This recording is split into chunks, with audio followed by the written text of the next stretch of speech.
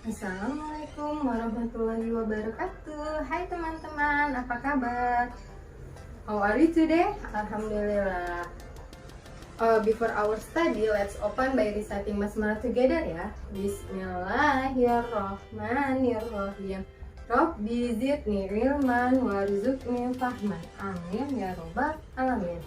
Hari ini kita akan belajar di tema 7, subtema 1, pembelajaran 5 dan pembelajaran 6 ya. Nah, teman-teman, yuk buka bukunya halaman 22 ya. Di situ ada cerita fabel mengenai kura-kura dan si jerapah.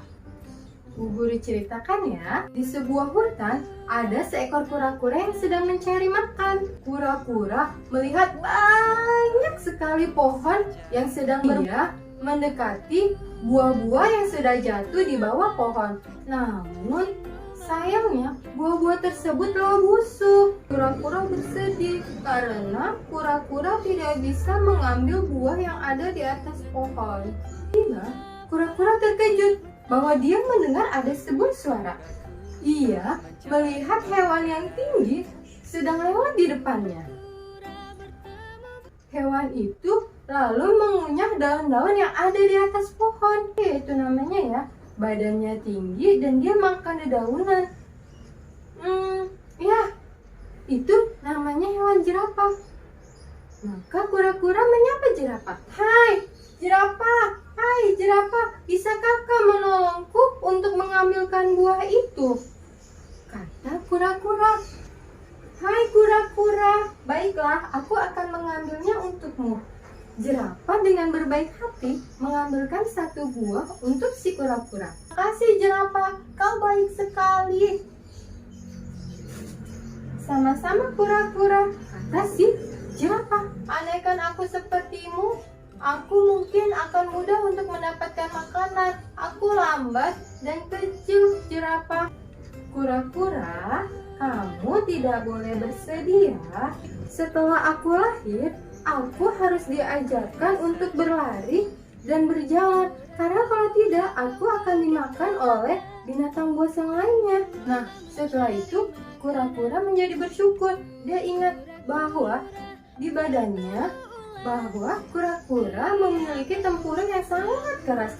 Jadi, ia bisa bersembunyi ketika ada hewan buas yang ingin mendekatinya. Tiba-tiba, kura-kura tersadar bahwa setiap makhluk pasti memiliki kekurangan dan kelebihannya sendiri-sendiri.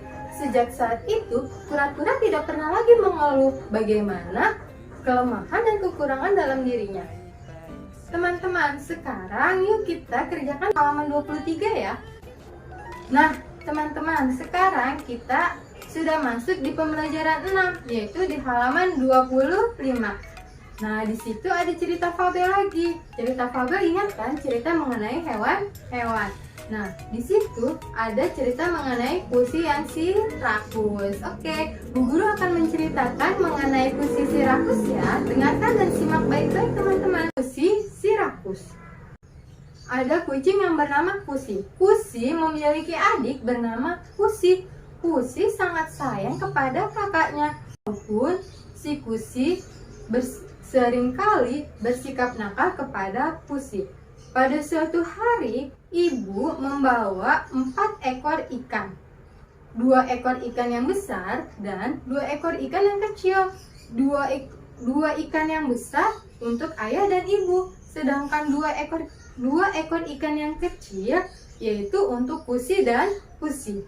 Ibu, aku lapar, aku ingin makan, kata Pusi. Mereka permisi kepada ibu. Pusi langsung mengambil makanan yang ada di atas meja. Dia mengambil 1 ekor ikan yang besar, padahal itu untuk ayah dan ibu. Lalu ibu Pusi menegurnya.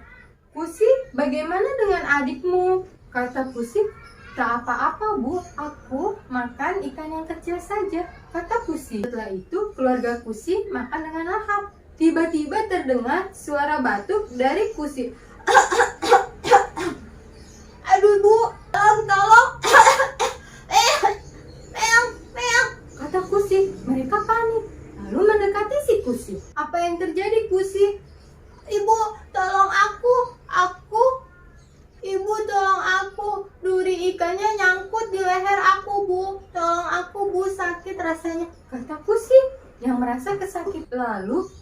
mengelus-ngelus leher Pusi dan mengusap-ngusapnya. Pusi memperhatikan kakaknya dengan sangat cemas. Dia sangat ketakutan. Pusi memperhatikan Pusi dengan sangat cemas dan dia sangat khawatir terhadap kakaknya. Setelah itu, Pusi dapat memuntahkan duri-duri ikan yang nyangkut di leher. Pusi sangat bahagia karena sudah terlepas dari duri ikannya dan Pusi berjanji dia tidak akan rakus lagi. Nah, teman-teman pernah mendengar detak jam? Apakah dia berbunyi pendek atau berbunyi panjang ya? Ya, detak jam dia berbunyi pendek. Nah, dengar ayam berkokok ya, dia berbunyi panjang atau berbunyi pendek ya? Kukuriu. Nah, itu berbunyi panjang atau pendek teman-teman? Ya, burung berkokok dia berbunyi panjang. Bangun di pagi hari. Setelah mandi, Lani berkumpul bersama keluarganya di ruang tamu. Ibu menyiapkan roti, pisang, dan apel untuk keluarga mereka. Ada 8 roti yang disiapkan oleh ibu untuk 4 orang. Orang memperoleh bagian 1/4. 8 roti tawar. Ibu membaginya menjadi 4 kelompok. 1, 2, 3, dan 4. Setiap kelompok mendapatkan 2 roti. Setiap kelompok dinyatakan dalam pecahan 1/4. Jadi 1/4 dari 8 roti adalah berisi 2 roti. Teman-teman, yuk kita kerjakan bersama-sama di halaman 27 ya. Itu ada gambar 12 apel. 12 apel akan dibagi menjadi 1/3 bagian. Sekarang yuk kita bagi dulu kelompoknya 1, 2, 3. Nah, ada 1/3 bagian. Sekarang kita masukin apelnya menjadi sama rata ya. Setiap lingkaran yang dilingkari merupakan pecahan 1/3. Jadi 1/3 dari 12 apel adalah 4 apel. Sekarang teman-teman lihat yang gambar pisang. Ibu memiliki 6 buah pisang. 6 buah pisang akan dibagi menjadi 1/2. Setiap bagian yang dilingkari merupakan pecahan dari setengah. Setengah dari 6 pisang berisi 3 pisang. Oke teman-teman, sekarang kerjakan buku tema halaman 28 ya. For attention my friend and the last class by reciting Hamdalah together ya. Alhamdulillahirabbil alamin. See you next time. Bye.